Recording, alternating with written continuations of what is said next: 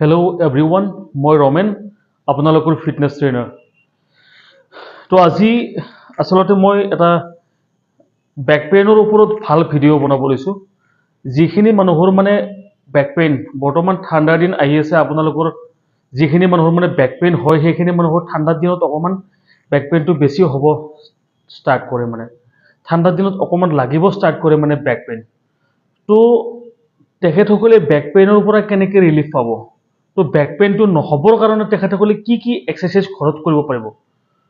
তো চাব, আপোনালোকে এটা বস্তু বুজি ল'ব যে যিকোনো বস্তু এটা ধৰি লওক আমাৰ নি পেইন হৈ আছে ন, তো নি পেইন হৈ থাকিলে তো পেইনটো আমি যদি তাৰ পৰা ৰিলেক্স কৰিব লাগে, যদি ভাল কৰিব লাগে নহয়, তেতিয়াহ'লে আমাৰ ছাইডৰ যিখিনি মাচেল হয়, যেনে কোৱাড্ৰিচেপ, হেমষ্ট্ৰিং বা তলৰ কাফ মাচেল, যিখিনি মাচেল আমি ষ্ট্ৰং কৰিব লাগিব।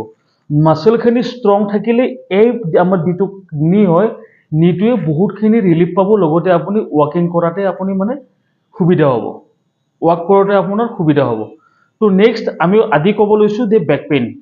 তো বেক পেইন আমাৰ যেতিয়া বেক পেইন হয়, লোৱাৰ বেক, ধৰি লওক লোৱাৰ বেক পেইন, তো বেক পেইন হ'লে আমাৰ চবচে ইম্পৰ্টেণ্ট কামটো হৈছে কি, আমাৰ গ্লুটছ মাচেল। তো আমি গ্লুটছ মাচেলটো মেইনলি টাফ কৰিব লাগিব, টাইট কৰিব লাগিব। তো আমি কেনেকৈ বেক পেইনটো একদম 100% ৰিলেক্স কৰিব পাৰোঁ, কাৰণ আপুনি জিমত আহিলে এইটো আপোনাৰ কাৰণে বহুত প্ৰফিট, বহুত বেনিফিট। যদি আপুনি জিমত যায় তেতিয়াহ'লে আপোনাৰ কাৰণে বহুত ভাল, আপোনাক ট্ৰেইনাৰে কৰাই নিব।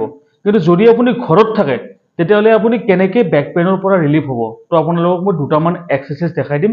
তো আপোনালোকে চাব, আপোনালোকে ষ্টাৰ্টিঙত এক্সাৰচাইজ কৰিব ৱাইড লেগ স্কোৱাট, লেগটো ৱাইড ল'ব, লৈ পেলাই আপোনালোকে পিছপিনে ধুনীয়াকৈ বহিব, এনেকৈ বেক ষ্ট্ৰেট চেষ্ট আপ।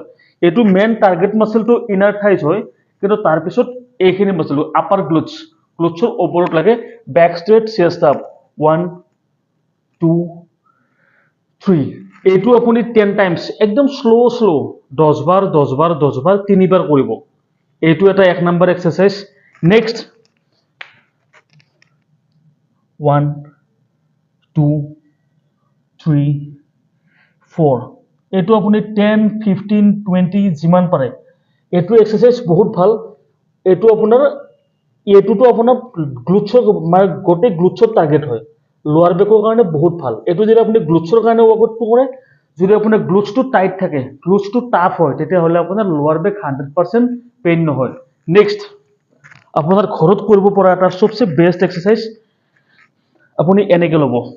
আমি যেনেকৈ ভাগৰ লাগিলে জাষ্ট থিয় হওঁ, এনেকৈ আমি ক্ৰিকেট খেলিলে বা ফুটবল খেলিলে আমি ভাগৰ লগাৰ পিছত যেতিয়া আমি ৰখি যাওঁ, বাছ 1 ষ্ট্ৰেট, লোৱাৰ বেকটো পুৰা স্কুইজ কৰিব, ডাউন আপ ষ্ট্ৰেট। আপুনি এনেকৈ নকৰিব, ফৰৱাৰ্ড বেণ্ডিং নহয়, এনেকৈ নকৰিব। বেক ষ্ট্ৰেট চেষ্ট আপ, এইখিনি পজিশ্যন ভিতৰত ৰাখিব, জাষ্ট নি টাচ আপ, 1 2 আপ 3। এইটো আচলতে ডেডলিফ্ট বুলি কয় জিমত, ডেডলিফ্ট। এইটো আপুনি ঘৰত কৰিবৰ কাৰণে চাব, আপুনি যিমান পাৰে সিমান পিছফালে পুছ কৰিব, glutes up down up down.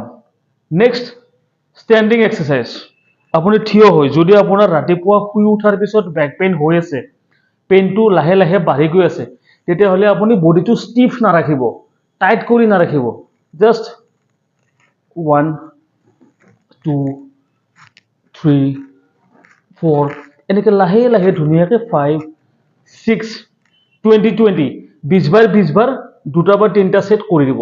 আপুনি 100% বেক পেইন ভাল পাব। আৰু যদি ভাল নাপায়, আপুনি মোক কণ্টেক্ট কৰিব, মই 100% আপোনাৰ বেক পেইনটো ঠিক কৰি দিম। আপুনি কিছুমান এক্সাৰচাইজ কৰিলে বেক পেইনৰ পৰা পুৰা ৰিলিফ পায়। ধন্যবাদ।